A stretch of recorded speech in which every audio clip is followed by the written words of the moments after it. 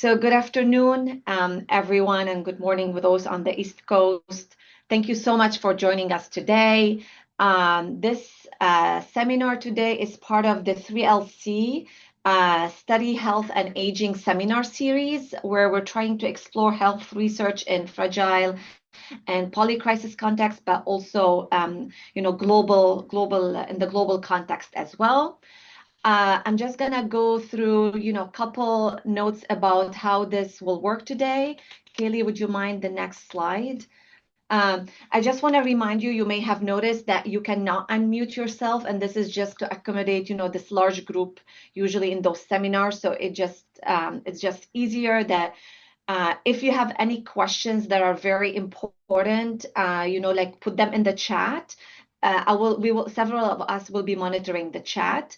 That we will leave the Q&A session towards the end. So hopefully, Dr. Renteria would leave us with at least 15 minutes for Q&A at the end.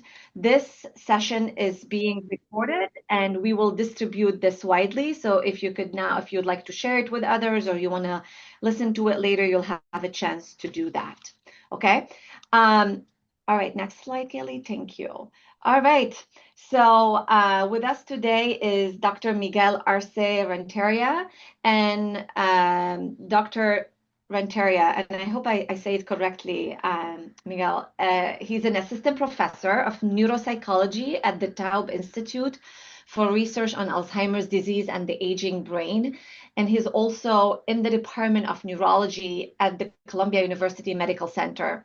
His research focuses on determining factors of reserve and resilience to cognitive aging and Alzheimer's disease and related dementias among diverse and often vulnerable populations, both within the United States and also abroad, with an emphasis on understanding the role of bilingualism. Dr. Arce is also involved in a lot of outreach efforts to engage with diverse communities, specifically focusing on Alzheimer's research.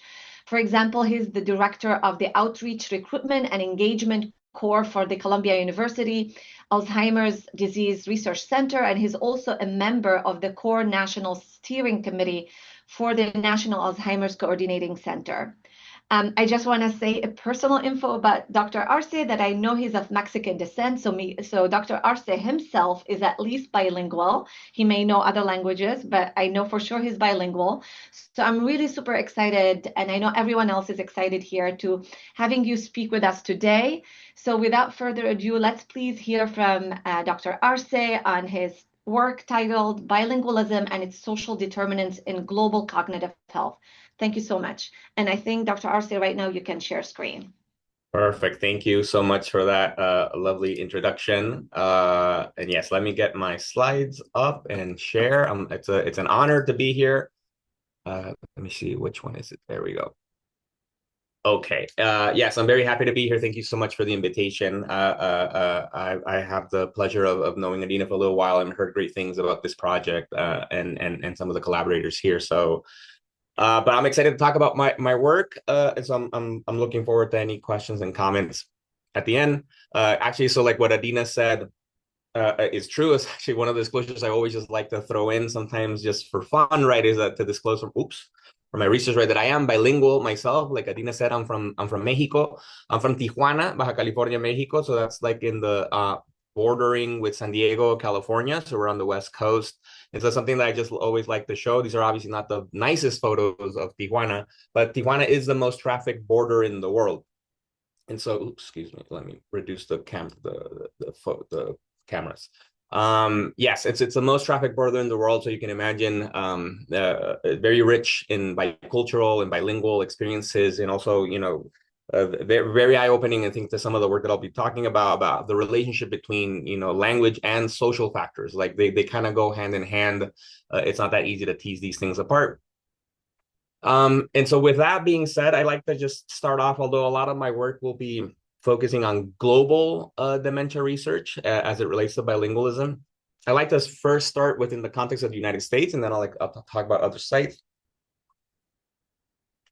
Is that in the United States, at least, with the growing racial and ethnic diversity in the United States, it also comes with increasing linguistic diversity.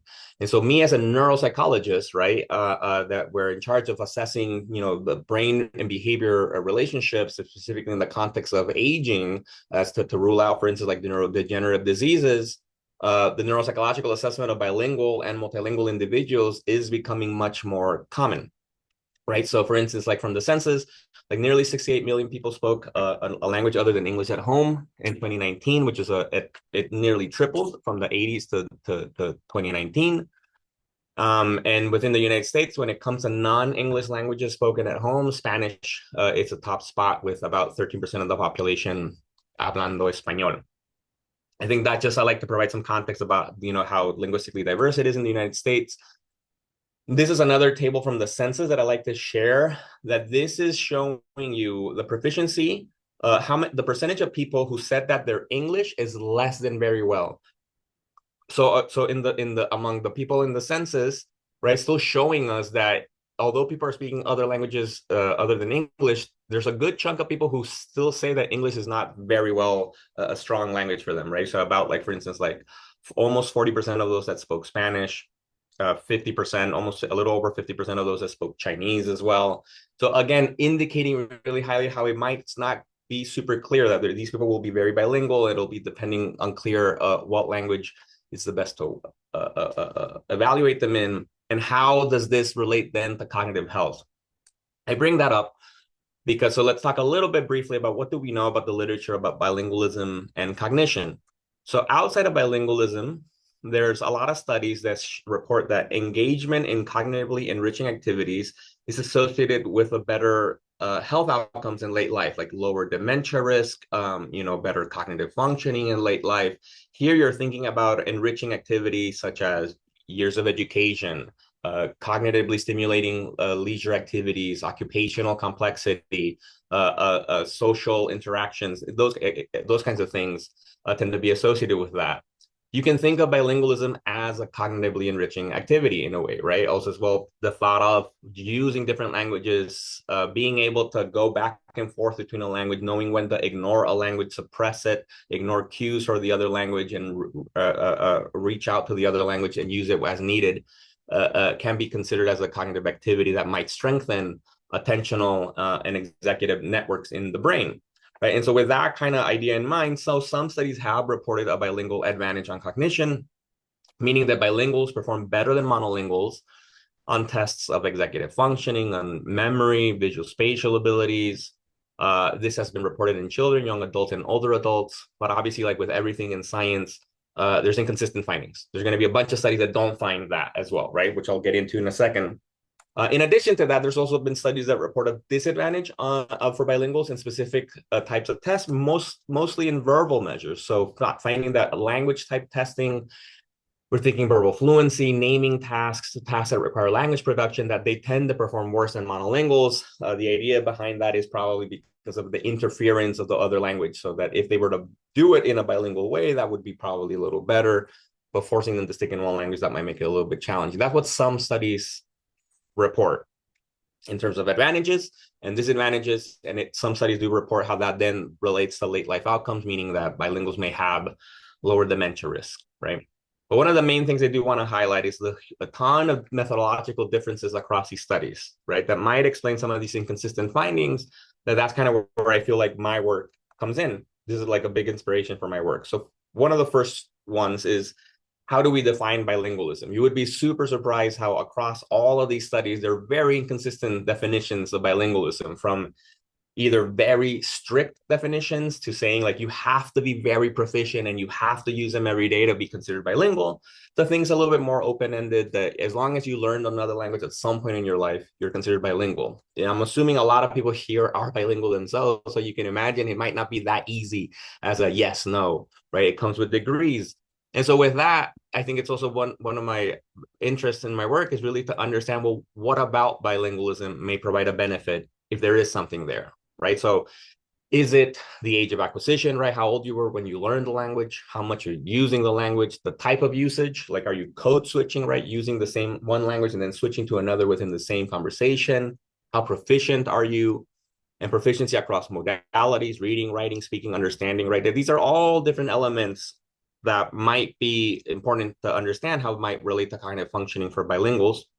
And the other big piece is that a lot of these studies have inconsistent control for potential confounders, right? Between the relationship between bilingualism and cognitive functioning, right? Because bilingualism doesn't happen in a vacuum, right? It's not just randomly assigned, right? There's certain life experiences that increase a person's ability or their opportunity to become bilingual, right? And a lot of these same factors are related to late life cognitive health, like educational experiences, childhood and adult socioeconomic status, and migration histories. All these things are related to the outcome of interest and as well to being bilingual. So I think we always have to keep those things in mind when we're trying to tease these different factors apart. And as I said, so these differences could potentially explain some of the inconsistencies across these prior studies. And then another big piece in terms of the background that I like to mention is that a lot of the stuff that we know about bilingualism really kind of comes from high income countries primarily, and from westernized, English speaking for the most part countries. Oops. This figure here is not about bilingualism research by itself, but I still think it fits. Like, I think this is a great figure about if the countries were como se dice, expanded to the size of how many publications they have, right? And you can see there's obviously somewhat of a disproportionate, thing, right, about studies. We have a lot more studies coming here than not so much from the global south, right? And then same thing with our estimates of bilingualism. Really, they really come from high income countries for the most part, when actually, as some of you might know, there is actually more linguistic diversity in low and middle income countries. And so I think if we really want to try to understand how bilingualism may relate to cognitive functioning, it is important to have more of a global approach to this. Just in dementia research in general, it's important because dementia affects everybody around the world, right? It's for us to better have an understanding of the disease and what might protect it, what might increase risk. We should approach it from a global perspective. So I'm going to show some of that in my work. The last bit of background to show is just a little bit of an example of what I was talking about earlier about kind of my conceptual framework to how to approach this work, right? Is that we're thinking, right, we have aging, things happen to the brain. I know there might be epidemiologists on the webinar. I'm not an epidemiologist. This is not a DAG.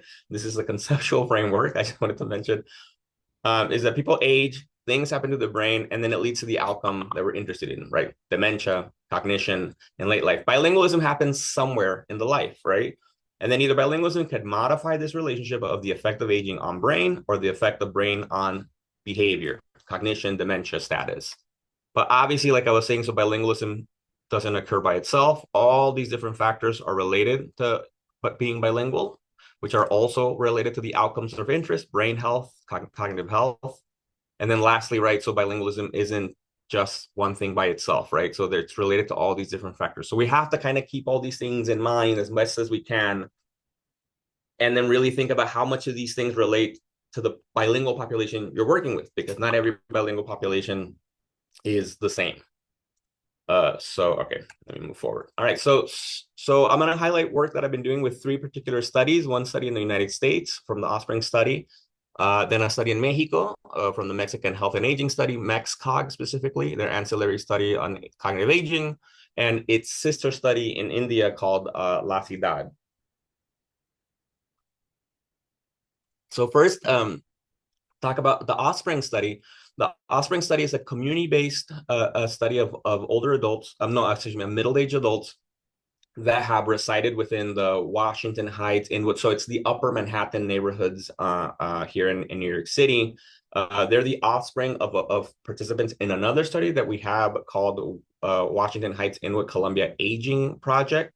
So that's a study of people who are 65 and older, followed for many years. And so these are actually their children. So the offspring of these individuals. So it's representative of the community here. Our neighborhood is very, very Latino. And so the PIs for this study are Jennifer Manley and Adam Brigman. And so I was able to leverage this study to add an ancillary study to it, focusing on bilingualism. So for this project, I'm focusing specifically within the Latino subsample of offspring. We have information where some of them were born in the United States and some of them were not. The majority of them are of Dominican descent.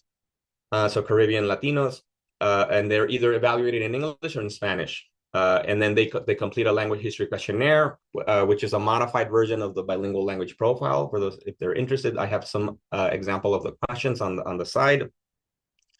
Through that, we're able to classify them as bilingual. Basically, here I'm keeping a very broad categorization of bilingualism to start, whether they know other languages or not first. But then we characterize them in more detail in terms of how proficient they are across modalities, the age they started to learn the language, and how much are they using the languages every day, pretty much saying whether do they use two languages every day, English or Spanish, or they're using just one language. Just indicate again for the because of the context of the participants here in the area, since it's all Latinos, their first language is Spanish, or in some cases it's both Spanish and English, but that's generally the situation. Participants complete a comprehensive cognitive battery assessing these following domains. I'll be showing results for each of these ones. And so I want to spend a little bit of time in this table describing the cohort. This is a sample of 980 participants Latino who have completed the cognitive data and the language history questionnaire. And as you'll notice, we're already characterizing them into a couple of groups, right? Not just bilingual or monolingual, right? We have them characterized by what language were they tested in? Were they tested in Spanish? Were they tested in English? Were they immigrant or were they US born? And then within there, then do we say, are they monolingual or are they bilingual? Something to indicate, we separate them into these groups because you'll notice from the demographic factors, they all quite differ in certain patterns that you would expect, right? I think one of the first things to highlight, right, is the monolingual Latino group that we have they're all Spanish monolingual and they're immigrants, right? So at this case, it makes sense we don't have a Latino English monolingual. I think we would need more generations, like probably the children of these participants might be that case or their following offspring, right? But I think because their parents were pretty much all of them immigrant. And then that's why for the US born participants, they're all bilingual and they were all tested in English. And I think things to highlight, for instance, just differences in age. It already goes from, you would think of the monolingual Spanish group as the most disadvantaged group to the US born as the potentially more advantaged. You can see that reflected in age, right? Going from older to younger. In terms of education, the same thing, lowest education to the highest education. And then we have for parent education as well, which is we are using as a proxy for childhood socioeconomic status, the same thing from lower childhood SES on this end to increasing childhood SES on towards the right.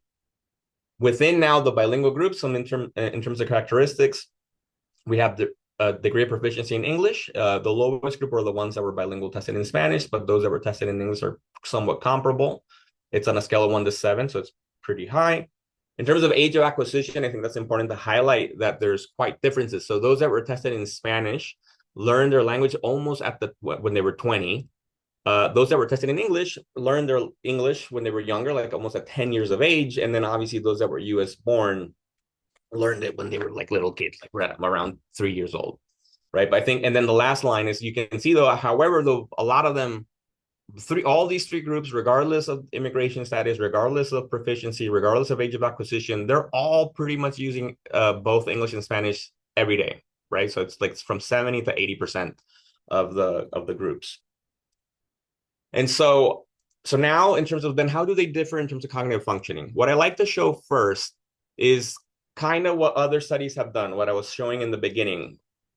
Ignoring the different categories, just really grouping them as bilingual or monolingual, adjusting for the relevant confounders on the bottom that I have here. Here I'm showing you the estimates comparing bilingual to monolingual across these different tests of memory, attention working memory, language, executive functioning, and processing speed. You'll notice if anything's on the right of the dotted line, that means bilinguals are performing better than monolinguals. And overall, across the board, you see that they are performing better than monolinguals across several domains. Some of them, statistically significant differences, and others not. And so that's at least first an indication that bilinguals are performing somewhat better in attention, language abilities, aspects of executive functioning. But now, does this hold true when we look at these different social factors, right? Like language of testing and whether they were immigrant or not. So now it's the same results separated by these different groups. We have in orange those that were US born, then in blue those that were tested in English who are immigrant, and then in green the immigrant bilingual group tested in Spanish. They're all compared to the monolingual Spanish group, right? As you can see here then, that it's not necessarily the same, right? Like really, it's the US born bilingual group that are performing better than all groups, right? Across several tests, right? And then bilinguals, the other two bilingual groups are performing better than monolinguals in some tests, like for instance, with working with attention, with language, with semantic fluency, some aspects of executive functioning as well as here.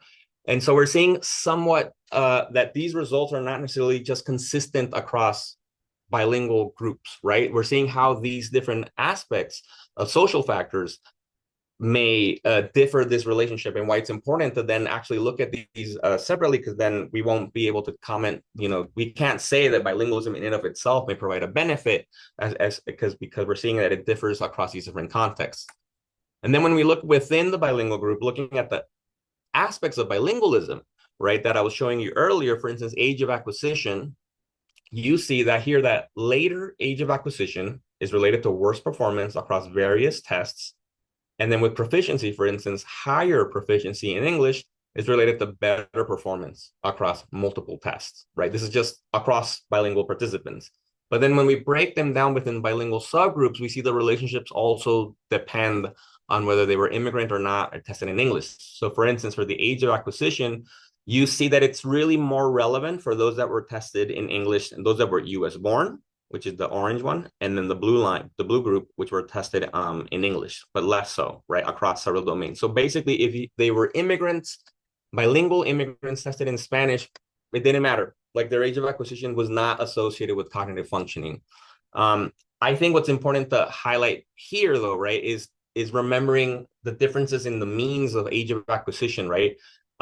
Given that the immigrant group that was tested in Spanish learned English kind of when they were 20, that's pretty late. Like in language acquisition research outside of this context of aging, seven is really the cut between early and late. So anything before 7 is early, anything after 7 years of age is late. So 20, pretty late, right? And then the next group, the immigrant group tested in English, they learned it when they were like 10. So it's late, but not as late as the other groups.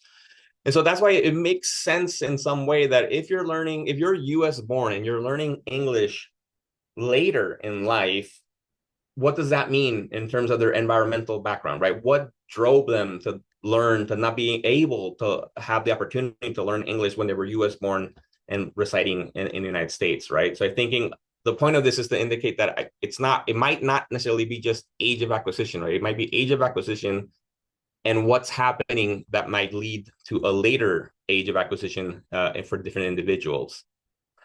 But then, however, what's interesting is that for proficiency, we see it kind of seems to matter the most for almost everybody. So as you can see across all the tests of memory, of attention, and working memory, a little bit with language, not so much for executive functioning, we see that the higher proficient you are in English in your second language, the better performance you have compared to monolinguals, regardless of whether you were immigrant or not, whether you were tested in English or Spanish.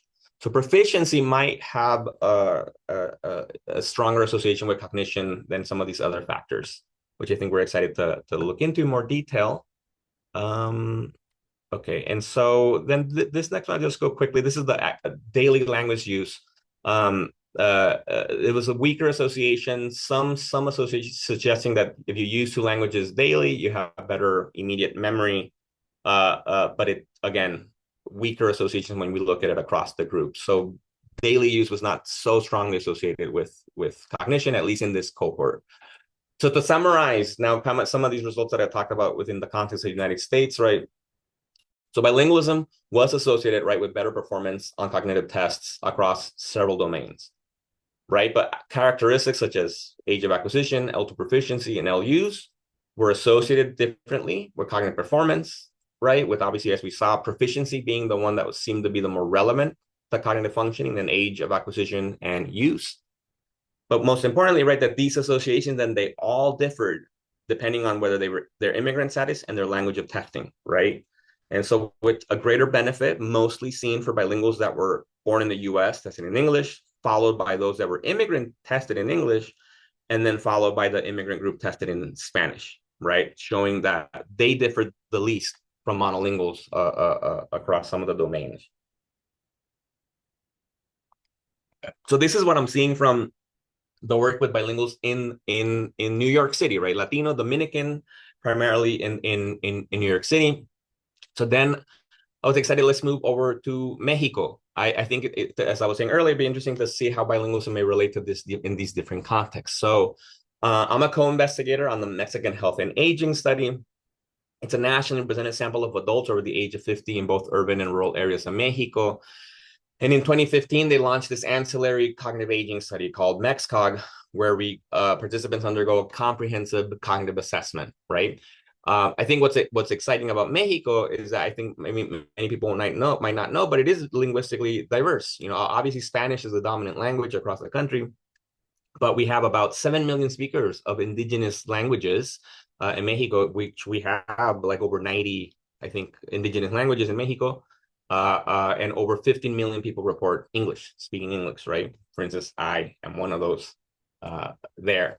And so what we want to show here, actually, so what we did in the context of MEXCOG is that because we have these two different groups, right? We have groups that are either bilingual in Spanish and English, or you're bilingual in Spanish and an indigenous language. These are very different people, and they also group geographically very differently. And so you'll notice that most of the Spanish English bilinguals are found in urban areas. And then the Spanish indigenous participants are they're mostly found in rural areas in Mexico.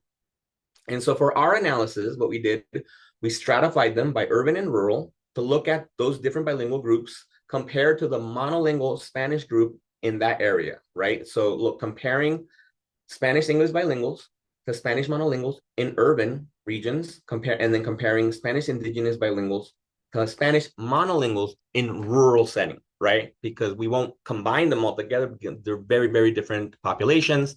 Here, just highlighting some of the demographic differences in terms of age. The monolinguals tend to be a little older than bilinguals in both settings, but education flips, where bilinguals in an urban area have more education than the monolingual group, but the indigenous group have lower education than the monolingual group in a rural area, although both still very, very low, as you can see, about 4 to 3 years of education. So this is work that, this is a prior work that I had started, but now a new postdoc joined my lab in September. Dr. Lily Kamalyan, excellent neuropsychologist, is helping lead updates to this project, and she's writing up this manuscript as we speak. Well, actually, I have to review her draft. It's on my end.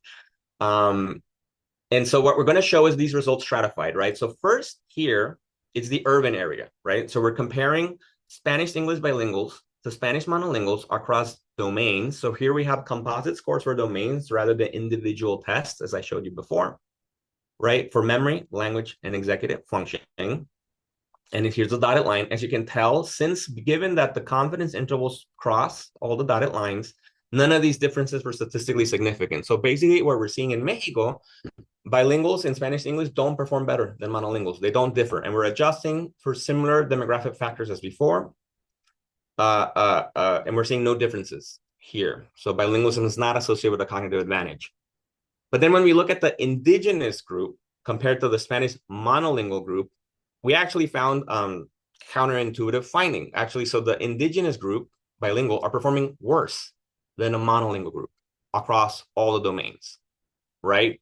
So I think what I like about this project is I don't think this is really showing that we're not trying to say that the Spanish indigenous bilingualism is bad, right? No, of course not. I think what this really highlights is that we're probably not capturing unique aspects related to being an indigenous person in Mexico that might be driving this lower test performance, right? Because for instance, we're not comparing them to an indigenous monolingual person. We're comparing them to a monolingual Spanish-speaking person, right? So we're already imagining that they're going to be probably different, as one might have stronger indigenous cultural backgrounds versus the other group. Indigenous populations in Mexico have a long history of discrimination and way more socioeconomic and health disadvantage that we're not capturing here. Also, as I was saying earlier, there's over 90 languages spoken in Mexico, indigenous languages. So right now here, we're just combining them all together. It might be more informative to then tease them apart into different groups that might be more informative to understanding their health background. Right? And so I think, in addition, the last thing, we also need greater characterization of their bilingualism, given that everybody in Mexico is tested in Spanish, right? So it's as opposed to the Austrian study where they're tested in English or Spanish. Here it's just Spanish, and so we don't know here for the indigenous population how proficient they were in Spanish. They're obviously proficient enough to engage in the study visit, but there might be differences in level that might be driving some of these differences as well about how valid is our testing among indigenous populations. So which is all work that we're tackling right now with separate projects.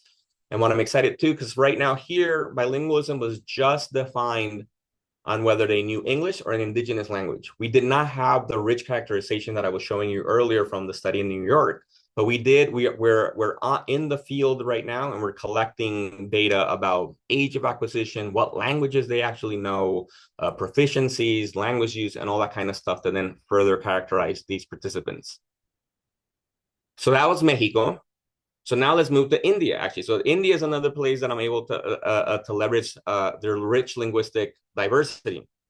As you might know, in India, it's very, very, very linguistically diverse. There are currently 22 like official languages, but there are additionally 99 other non-scheduled languages, what they're called. So there are over 120 languages spoken in India, and they're also represented actually across different language families. Okay, so there's Indo-Aryan language, Dravidian, Austroasiatic, Tibeto-Burman, and Andamanese, also Indo-European too, because obviously because of the British history of colonization, they speak English as well. And approximately about 33% of the population in India are fluent in at least two languages. And what's exciting about India is that bilingualism is actually distributed a little bit more equally across social economic groups in India than it is in the US. Like in the US, as you saw already, for instance, in my first study, right? Like being monolingual Latino was really strongly related to being immigrant and to having had low education, low parental years of schooling, right? And to be predominantly Spanish speaking. In India, that's a more widely dispersed, which I'm going to show in a second. And so La Ciudad, I was mentioning, it's a nationally representative study of adults across the country of India. What I like to show here, this is like among multilingual participants in the cohort in La Ciudad, like what are the languages spoken? What I love about this is just to show you for what their L1, what their first language is, what they call mother tongue in India. You'll notice there's no one common language, right? Like, because as I said, like in Mexico, it's Spanish. In the US, it'll be English, right? In India, it's all over the place. There's so many different languages that are reported as their mother tongue. However, we do start seeing patterns that pop up for their other languages, right? So majority of people have two languages. There's a smaller group of people that report three languages. But for their second languages, you're starting to see Hindi. Hindi is popping up as a dominant second language, which makes sense, right? Because Hindi is one of the is like the main national language, right? And also what's very exciting, because India also requires, most states in India are required to teach people up to three languages, and which for a long time it had to be Hindi plus two languages of the region. And so that's why we're seeing Hindi pop up. And then not surprisingly for their L3, it's Hindi, but also English is popping up more, because English then tends to be taught also at higher levels of education more consistently.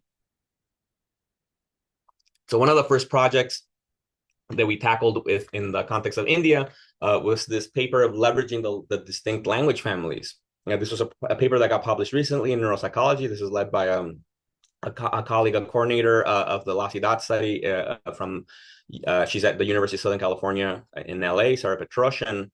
What we did here is that we wanted to see whether if you were multilingual in different language families, did that have a different relationship to cognitive functioning, whether you spoke languages from the same family.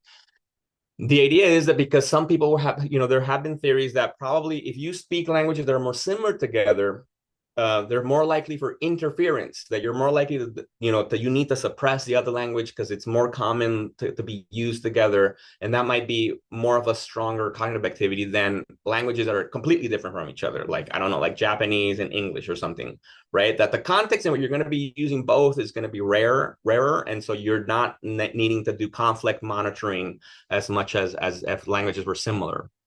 And so we did that with La Ciudad, basically grouping participants on whether they're multilingual within the same language family or they're multilingual because they knew languages from different languages, families.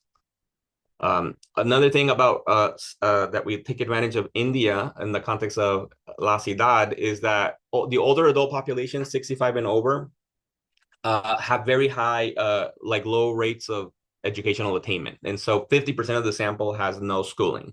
And so our analyses are stratified by with and without education. So among those with education, we're looking at whether they spoke the same language family or from different language families compared to monolinguals across these different domains, executive functioning, language memory, and visuospatial, adjusted for several confounders. You'll see here that it didn't matter. As long as you were multilingual with education, you're performing better than monolinguals. So they didn't differ from each other, but they were performing better than monolinguals. So here we do find some advantage that multilinguals are performing better than monolinguals.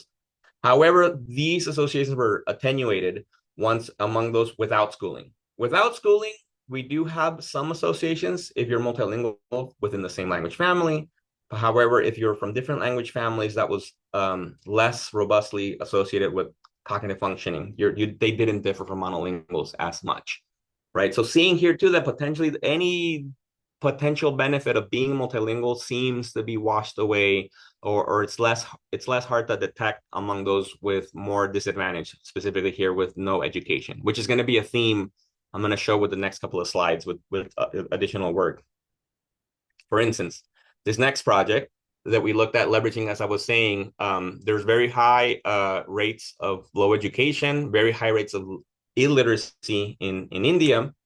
We wanted to leverage that a little bit because as what we know is already, although illiteracy rates in the world are going down, there's several areas that are still high with high illiteracy, like in India. And literacy and low education are associated with worse health outcomes, cognitive outcomes in older life. A project of mine leveraging the cohort here in New York City, we found that illiteracy was associated with greater dementia risk, right? And so knowing that this is a risk factor for worse cognitive outcomes in late life, we wanted to see whether does multilingualism protect you from that. So if you're illiterate and multilingual, does that provide you a benefit? Are you doing cognitively better than if you were just illiterate, and just monolingual? So this is a project that this paper just recently got accepted. This was led by my postdoc, Dr. Edie Strangman. And so what I'm showing you here is these different domains, right? Executive functioning, memory, language, and visuospatial. We have participants who are monolingual or multilingual. And then the colors are the yellow is the literate group and the green is the illiterate group, right? As you can tell here, I think the thing to focus on is the green one, right? Is that you'll notice that multilinguals aren't performing that much better than the monolingual illiterate participants across all the domains. So first, no, it didn't seem, at least in our cohort, that multilingualism doesn't provide a benefit if you're illiterate. If you're illiterate, you're going to perform worse on cognitive functioning, regardless of your language status. But what was interesting, though, we did find, though, that however, though, if you are literate, right, literates are performing better than illiterate participants, but the literate participant who is multilingual tend to perform even better. So there does seem to be something happening with the synergy between literacy and multilingualism. So meaning that if you did acquire the ability to read and write and you're multilingual, that might provide some additional benefit to cognitive functioning, which is something we're looking to expand and study a little bit more. But again, kind of related to the theme before, right? Like low education, people were not benefiting from multilingualism. Here, kind of the same thing, right? If you're illiterate, it doesn't provide multilingualism doesn't provide a benefit. And then this other paper that is currently under review by led by my postdoc, Dr. Strangman, where we saw looking at socioeconomic status and what languages do you know, given that there are different reasons people become multilingual, right? And this idea came from what it came to me from the work between Mexico and the US, right? That we saw Latinos in the US are performing better, who are bilingual, but bilingual Latinos in Mexico were not, right? And I was thinking something that might be happening there is also how the language relates to the context you're in, right? Because for instance, in the United States, if English is your first language, if Spanish is your first language and you learn English, we would consider that as a minority multilingualism, meaning that your first language is a minority in the region, right? And then you acquire the majority language, versus if English is your first language and then you learn Spanish, that's a majority multilingualism, right? Your first language is the majority and then you acquired a minority, right? Because like in the context of the study in the United States, right, Latinos learn a majority language, but in Mexico, the Latinos learn a minority language, right? They learn English, right? And so we were thinking in India, given that there's so much linguistic diversity, the languages differ by regions, we can look at that to see how that might relate to cognitive functioning as well in the context of socioeconomic status. And so, so basically we group participants on whether if your first language was the majority language of the state you're in, you're a multilingual majority. And if your first language was not the majority language of the state you're in, you're a multilingual minority speaker. And then we had an SES factor derived across these education, parental education, caste in the context of India, right? Consumption, which is like a wealth variable, and getting at, at 3 different levels: high, medium, and low SES. Okay. And so, all right, there's a lot here, but we're going to go really through basically one figure. You'll see here what we're showing is the different domains: executive functioning, memory, language, visual, spatial. We're showing here, it goes from the high SES to low SES for every figure, right? High, medium, low SES. And we have the majority multilinguals, who are majority multilinguals, then minority multilinguals, then followed by majority, minority, majority, minority across SES levels, right? Each of them are being compared to the monolingual of that area, of that group, right? So here, this is high SES, majority multilinguals compared to high SES monolinguals, and so forth, right? What's important to see, I think, to know across basically all the domains, you'll see it's almost somewhat of a pattern, right? That at low levels of SES, it doesn't matter, right? I think, first of all, regardless of whether you're majority, minority, multilingual, it didn't seem to really matter. Those groups didn't differ from each other.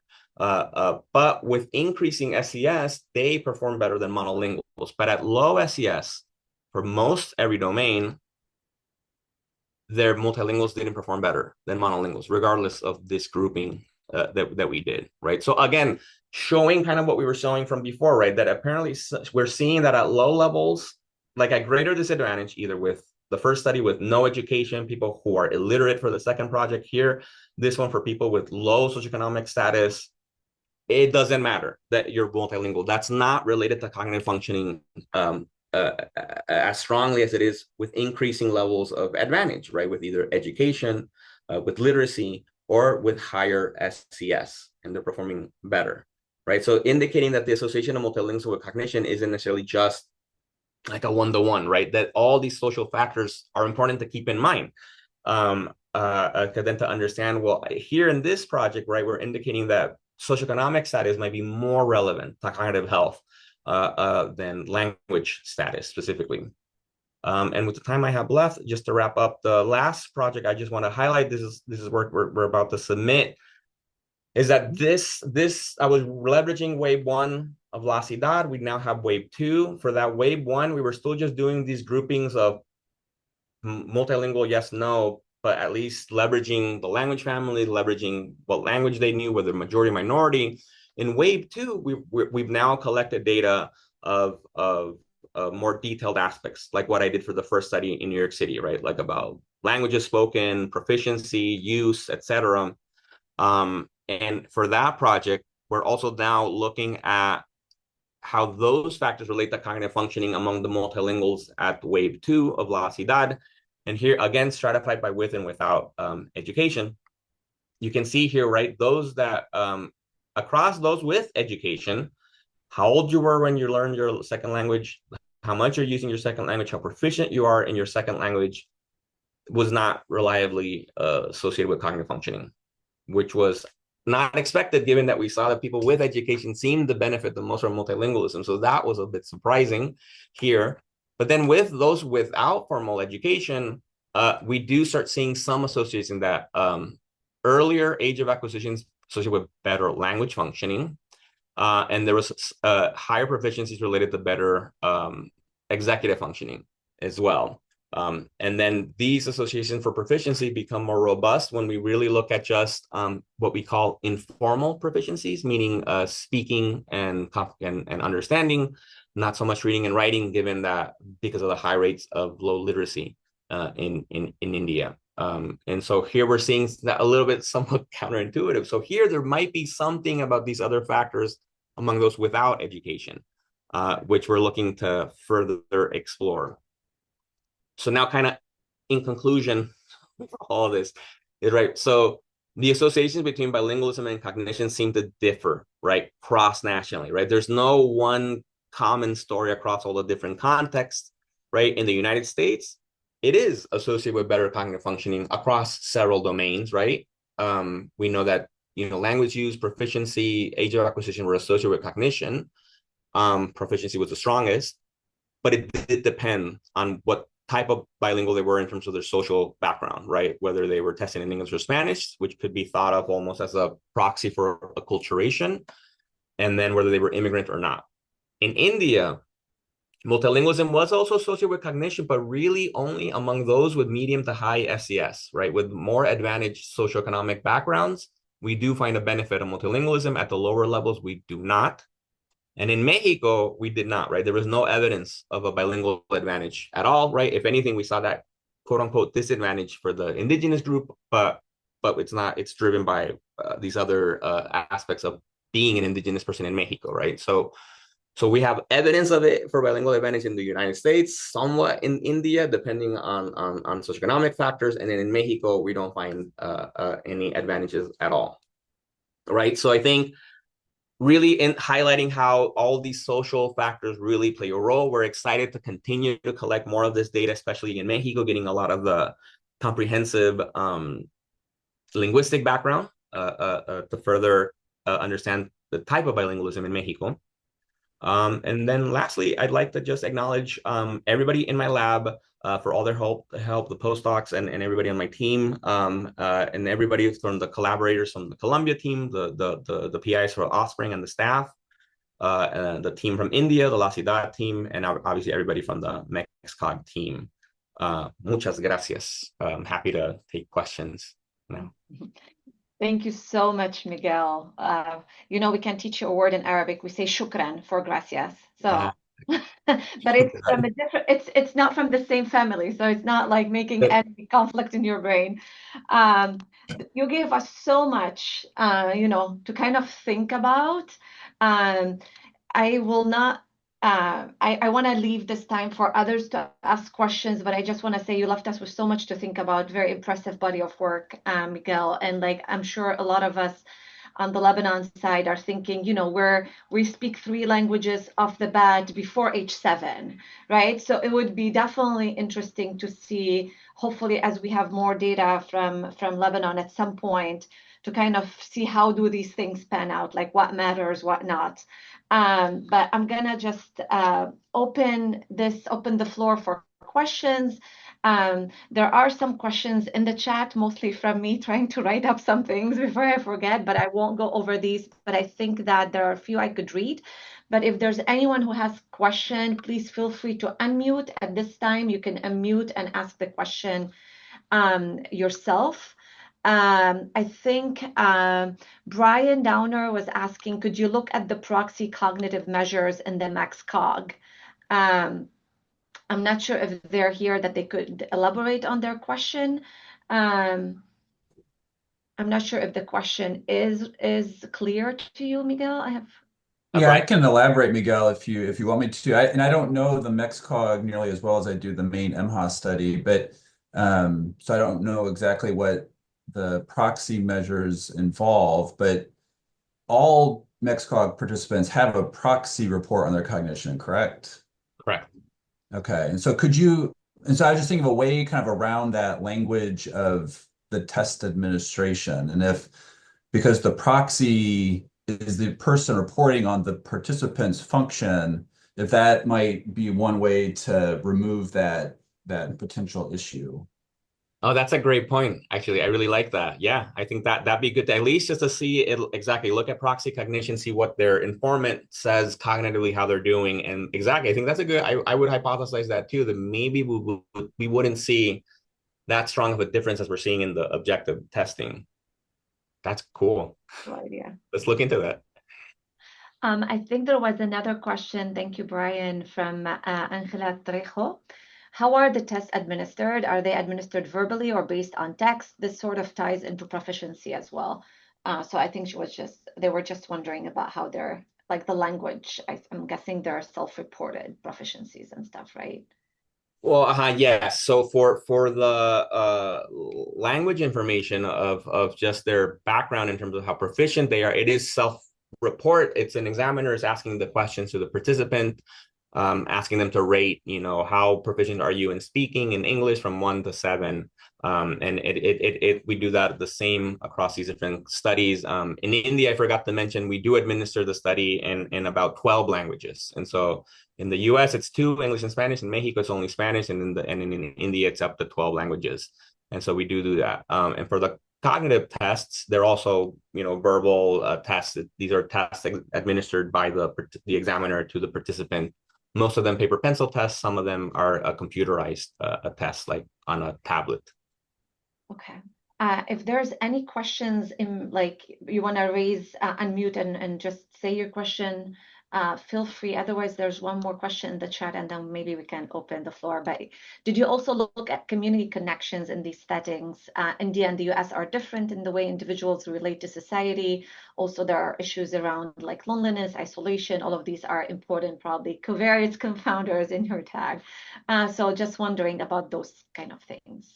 Yes, I love that question. Thank you very much. Exactly, because that is something I've been thinking about. Because right, the idea is like there are multiple potential explanations to like if bilingualism does provide a cognitive benefit, is it through actually the language use, right? Or is it because of these social factors that I was talking about, the socioeconomic factor, or is it through more like what you're getting at here, right? The social engagement, the social activity of being bilingual, right? Because I do think studies do show that if you speak more languages, your social network can be larger, right? And you're able to engage with more people. So I think that definitely would be very interested to look at that. I haven't looked at that specifically in these studies.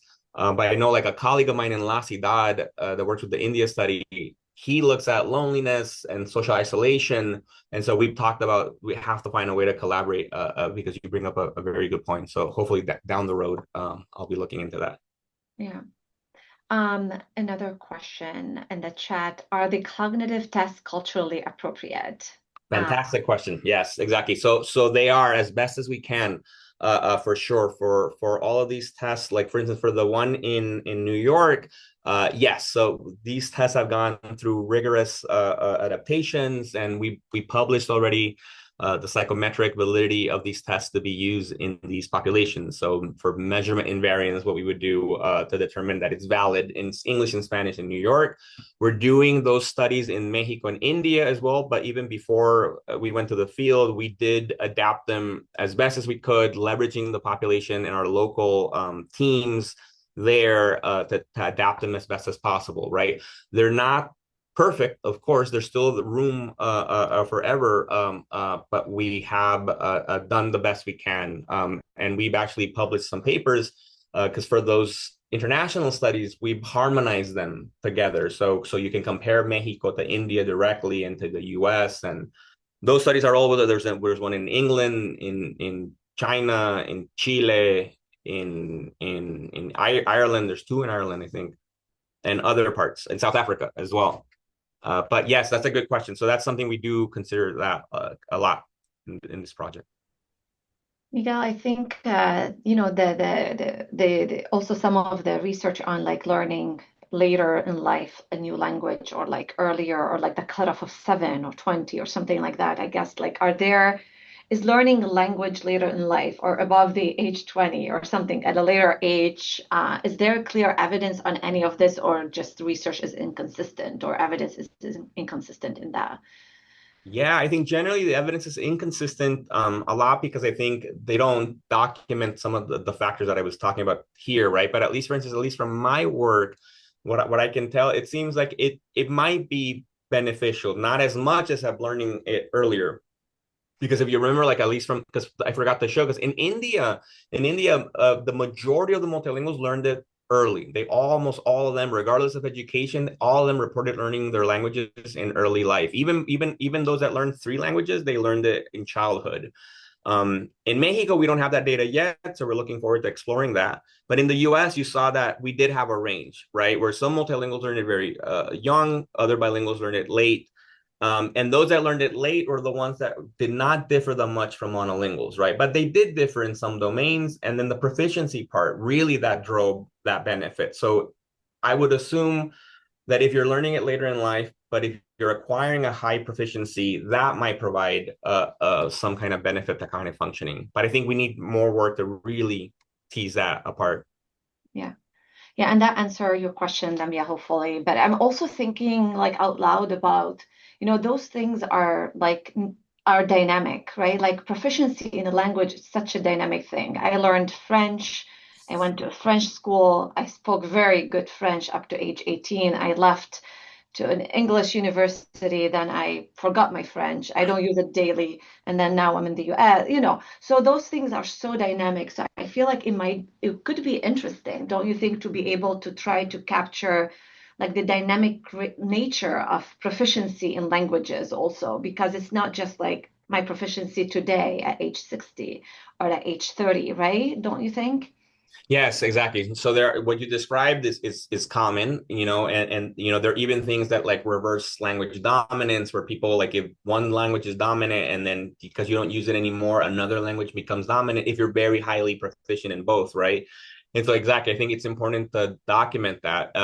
Also, I think what's interesting, exciting for me is that we don't know how bilinguals experience cognitive aging in terms of their languages declining over time. Some studies find that people might lose their second language first than their first language. It can depend on a lot of the factors you're describing. And so, for instance, in the Lassie Dot study, that's the only one, at least right now, we're excited that we did also collect objective data. And so we have audio data of participants speaking in up to 3 languages, and where we're rating those languages through expert raters in terms of the proficiency. And then the goal is that hopefully we can do that again for the follow-up so we can track any potential changes in that over time. Yeah, this is great. Any more questions? I know we're coming up to time. Any more questions from the floor? Please feel free to ask your questions.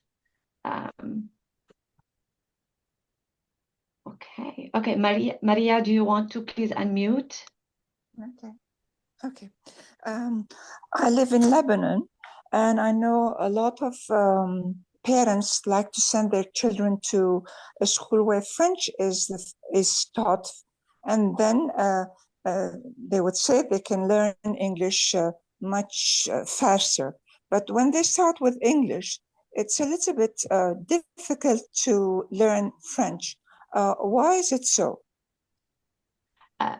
Miguel, to give you a context, yes, like this is kind of an observed thing in Lebanon where you either go to a French school or an English curriculum school, and usually those who go for English, they have a harder time picking up French. Those who go to French, we're just like, we pick up anything else. So it's just something, and maybe we will have empirical thing to back it up, but yeah, I just wanted to give you the context to what Mariana just said. Maria. That's interesting. So, but it's one way then. So if you went to a French school, learning English isn't hard, but English, it's hard to learn French. That's interesting. I don't know, actually. That's a great question. Because I was first thinking because of the differences of the languages, but it would work both ways, probably. I don't know. That's a great question. I think that's why it's important to you should teach both languages at the same time. A kid can pick it up and maybe it's confounded by the curriculum. We need to look into English curriculum in Lebanon, what they're doing. The pronunciation, they can't pronounce properly. I don't know. Yeah. Interesting. I think like some of the suggested explanations is that French grammar is more difficult. So if you're like, doing multiple forms of plurals and feminine and masculine plurals. So once you learn this complexity, you can, you're more equipped to learn English grammar. But I also think it's just like reality of everyday life. Like English has become much more a globalized language. So once like the majority language that you were testing. So once you're in, easier for everyday use, easier for proficiency. But Exactly. Yeah, that's a good point. Miguel, thank you so much. That was really amazing, very relevant to our context where, and it's very nice to see like, tedious work trying to dissect everything that goes into bilingualism and multilingualism. And the questions I think from the audience were really amazing. That was a really nice session. Yeah. Thank you very much. I think everybody's questions were great. Thank you so much for everybody's engagement. This is very fun. Thank you so much, Dr. Arce, again for being with us. Thank you, everyone, for taking time in your afternoon to join this amazing seminar. And please stay tuned for the future seminars coming up. And the recording of this seminar will be distributed in case if it's of interest. Thank you so much, everyone. Have a great evening. Thank you.